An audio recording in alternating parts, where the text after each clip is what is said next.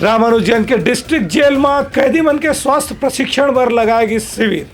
जिला स्वास्थ्य अधिकारी समेत दूसरा डॉक्टर मना कैदी मन के स्वास्थ्य के करीन आवे प्रशिक्षण। बलरामपुर जिला के रामानुजगंज जेल में विचाराधीन कैदी मन के आज मानसिक स्वास्थ्य के परीक्षण करे पर एक विशेष शिविर लगाई गई। इस संबंध में जेल अधीक्षक वाल्मीकि दुर्वे बताइन कि एक नियमित अंतराल में यहाँ के कैदी मन के स्वास्थ्य परीक्षण करे जाते और मतलब मानसिक रूप से स्वस्थ रहने पर तरह तरह से पारंपरिक योग अभ्यास और इलाज के बारे में निर्देश भी दिए जाते। 381 है ना बंदी है अपने, उसमें से अभी 14 बंदियों का वो किए हैं अभी ज्वाइन किए हम।